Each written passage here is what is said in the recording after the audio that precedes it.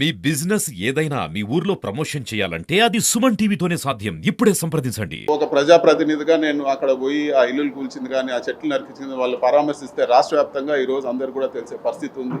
ఇవన్నీ కప్పిపుచ్చడానికే ఈరోజు మమ్మల్ని నియోజకవర్గంలో తిరగనీయకుండా చేస్తూ ఉన్నారు. ఇంకా అదేవిధంగా ఈరోజు ఎంపీటీసీలు అదేవిధంగా మిగతా ఉండే సర్పంచులు కానీ ప్రజాప్రతినిధులు చిన్న చిన్న ప్రజాప్రతినిధులు అందరినీ కూడా బెదిరించి పార్టీ మారమనో లేకపోతే వాళ్ళని ఒత్తిడి చేసో లేకపోతే రిజైన్ చేయమనో రకరకాలు ఇవన్నీ చేస్తూ ఉన్నారు. ఇవన్నీ కూడా వాళ్ళకు ఒక ఓదార్పుగా కూడా వెళ్ళకూడదు అని చెప్పి ఒక కుట్రలో భాగంగానే ఈరోజు అధికారులపైన ఒత్తిడి తీసుకొచ్చి ఈరోజు గృహ నిర్బంధం చేయడం జరిగింది. పర్టికులర్ గా పొంగనూరు నియోజకవర్గం సంబంధించి కౌన్సిలర్లకు సంబంధించి ఒత్తిడి తీసుకొచ్చి మరి పార్టీ మార్పిస్తూ ఉన్నారు, భౌతిక దాడులు చేస్తున్నారు. ఏ విధంగా చూడొచ్చు? ఇది ఒకటి ఎప్పుడు కూడా ఒక నలుగురు నాయకులు ఉన్నా నలుగురు నాయకులు పోయినా పెద్ద తేడా పడదు. ప్రజల్లో ఈరోజు వేయాలనుకుంటే ఖచ్చితంగా ఆ పార్టీకి గెలుస్తుంది. సో వీళ్ళు అనుకున్నట్లు ఏదో ఒక నలుగురిని ఒత్తిడి చేసో ప్రలోభాలు పెట్టో బెదిరించో నలుగురిని పార్టీ మార్చినంత మాత్రాన ఒరిగేది ఏం లేదు. ఈ నలుగురు కాకపోతే ఇంకొక నలుగురిని డెవలప్ చేస్తాం. ఇది వరకు 23 ఎమ్మెల్యేలు తీసుకుపోయి మళ్ళీ వైఎస్ఆర్ కాంగ్రెస్ పార్టీ అధికారంలోకి రావడం జరిగింది. ఆ 23 నియోజకవర్గాలు కూడా గెలవడం జరిగింది. ఇవన్నీ పెద్ద విషయం కాదు. ముఖ్యంగా ఈరోజు చాలా దాడులు జరుగుతున్నాయి. ఇల్లులు కూల్చడం ఇవన్నీ కూడా ఎప్పుడు లేదు. పొంగునూరు చరిత్రలో ఇల్లులు కూల్చడం అనేది ఎప్పుడు లేదు. పొంగునూరుకి ఇన్వెస్ట్మెంట్ వచ్చింది. బస్సుల ఫ్యాక్టరీ ఈరోజు జర్మనీ వాళ్ళు పెట్టడానికి వచ్చారు. ఈరోజు వాళ్ళు సందిగ్ధంలో పడ్డారు.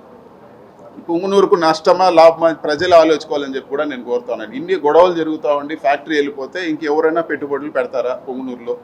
ఈరోజు వాళ్ళు వచ్చి శంకుస్థాపనకు వచ్చి పూజ చేసి అన్నీ పోయి ఈరోజు వాళ్ళు ఒక సందిగ్ధంలో పడ్డారంటే ఈరోజు ఎంత దారుణంగా ఉందో పరిస్థితి అర్థం చేసుకోవాలని చెప్పి కూడా నేను తెలియజేస్తాను. పొంగునూరు నియోజకవర్గం పైన ఇదివరకు కూడా కక్ష కట్టారు.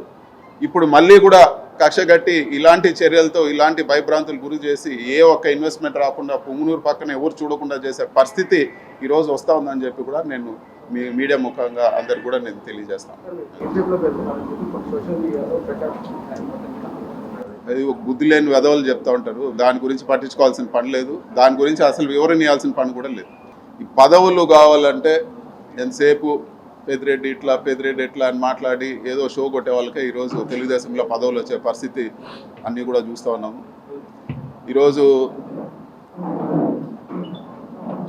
మాకు ఒక ఇన్ఛార్జ్ ఇచ్చారు. మొన్న ఎలక్షన్లో పోటీ చేసిన చల్లాబాబు అనే వ్యక్తి.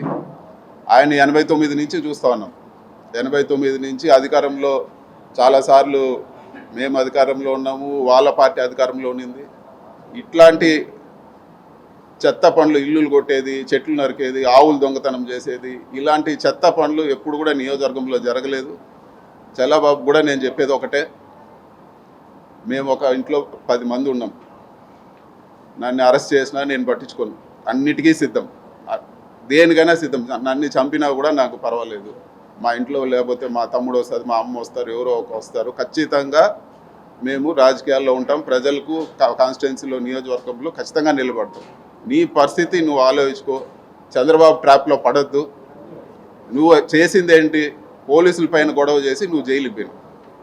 అంత మాత్రాన ఈరోజు అందరిపైన కక్ష పట్టి పోలీసులు ఆ రోజు కూడా ఏంటి కళ్ళు పోయే విధంగా బళ్ళు కాల్చి ఓపెన్గా పోలీసుల పైన గొడవ చేసినావు. వైఎస్ఆర్సీపీ వాళ్ళు ఎప్పుడు కూడా పొంగునూరు నియోజకవర్గంలో ఏ గొడవ చేయలేదు, ఎక్కడ అవ్వలేదు.